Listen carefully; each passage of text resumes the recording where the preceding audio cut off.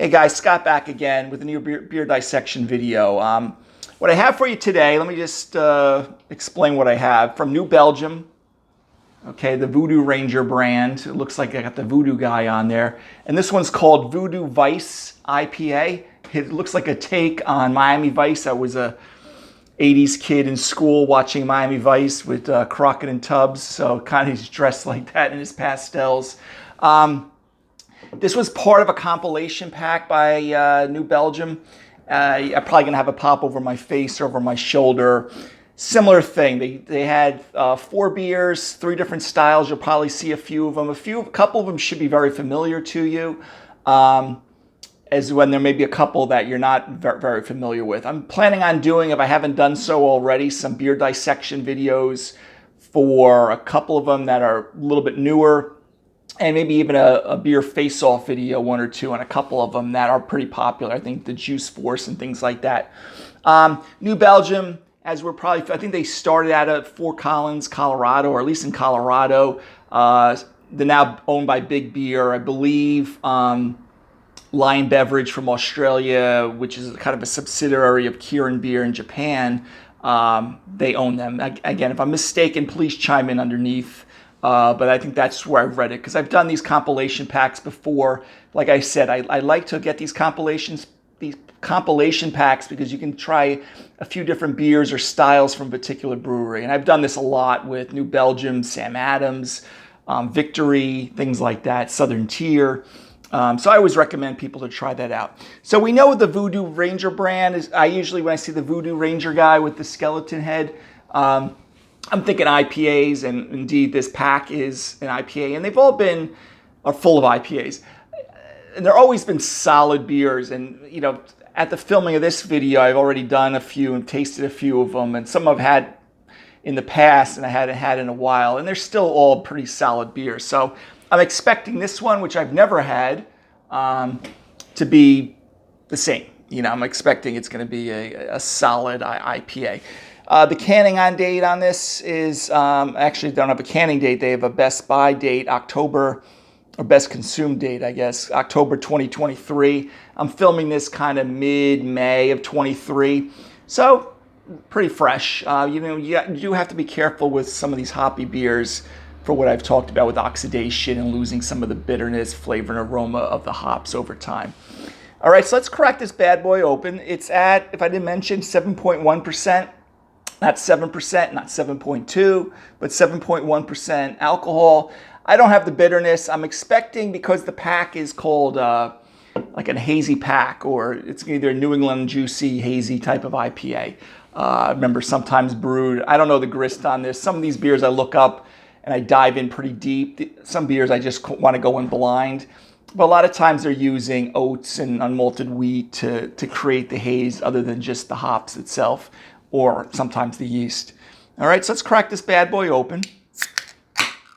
Okay, let me just check something on my thing here. Okay, good. I'm using kind of my stemmed tulip glass here. You know, I would use something that has either a tulip, oversized snifter, Spiegler glass, tulip pint, anything but a shaker pint on something like this. Just my recommendation. You know, it showcases the beer a little bit better. All right, so let's take a look at this one. We've got a nice couple inches. I'm always pouring a little bit more aggressively. We got 2-3 inches of a nice white, maybe subtly light tan head. That typical medium straw, light gold color. You know, you got that opaqueness look to the beer due to the haziness of what I mentioned earlier. But looks pretty nice. And again, that head looks like it's going to persist pretty well, okay? And that's a lot of times the protein's kind of holding that in suspension. So let's take a sniff of the aroma. Ooh, okay, very, hits you, smacks you right in the nostrils with citrus. Okay, very nice though. You know, very strong kind of grapefruit. I'm getting a little bit of white grape too. I get on some of those hops. I don't know what hops they're using for this. A Nelson Sauvin hop from Australia usually gives me that white grape, which is I'm getting here. But very nice. Slightly dank. I could probably even, maybe even a little bit of slight tropical fruit, pineapple, mango. Okay, but I think the citrus is a little more dominant here with the grapefruit. So if you like that type of an IPA, this beer already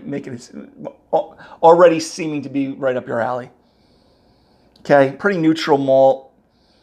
Again, white bread, and you get that, especially when you're looking at the color of this beer. They're using probably either Pilsner malt or a light two-row malt at the very most. No crystal malts and things like that. Okay, very nice though. Nice aroma. You might even get like a little bit, like a slight bubblegum kind of aroma to it. Very nice, very fresh. So looking forward to tasting this one, guys. All right, cheers. Let's take a taste.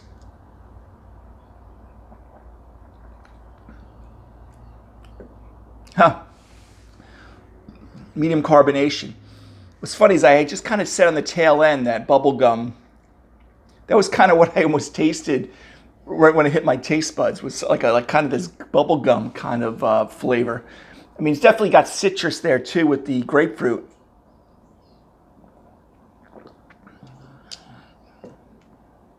But yeah, even on the aftertaste, there's this, I don't know, maybe it's a combination of the malt with the particular hop varietals that I get this little bit of I was getting a little bit of like this bubblegum flavor to it.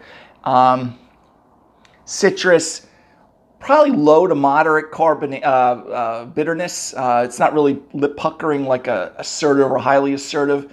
And New England hazies, we usually have a lower bitterness, remember, compared to, say, West Coast IPAs, which would usually have the IBU units a lot higher. This, I didn't look up the IBU units. It's probably, I don't believe it's on the can.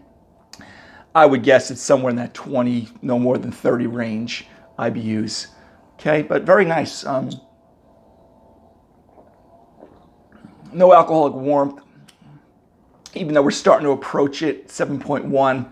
My window, if you watch some of my videos, at about 7.5 to 8, I start getting that alcoholic warmth. But very easy drinking. It drinks like kind of like a light body. It almost drinks like it's 4%, not 7.1, whatever I had said.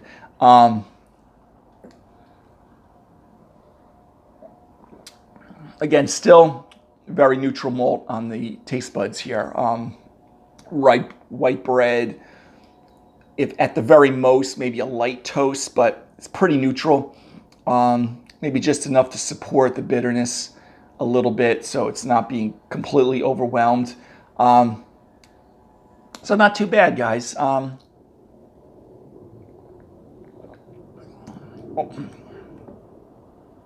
Only criticism is, I'm kind of getting that bubblegum, white grape, things like that. You almost expect to get a little bit more of that citrus on the palate that you got on the nose.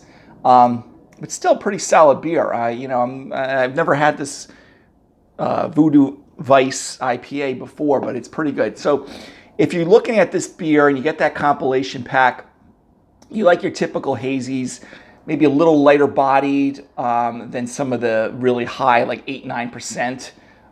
Juicy IPAs that you see out there. This definitely drinks a lot lighter than that. You may actually find this more of a kind of a transition into craft beer in the New England IPA without feeling like you're getting sucker punched.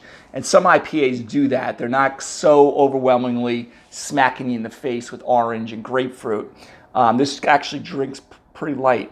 A lot of people like my grades. I'd give this a good, B minus. It's definitely kind of in that average range. But, let me just taste one more thing here.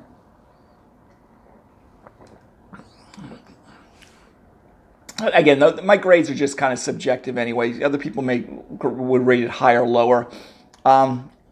It's quite pleasant, though. It is, if you have this 12-pack, I wouldn't push these to the back of the refrigerator. But it's an easy drinking, citrus, grapefruit, maybe slight tropical fruit in there, IPA. And again, I like this brand, the Voodoo Ranger brand, because one, it's readily available in your stores.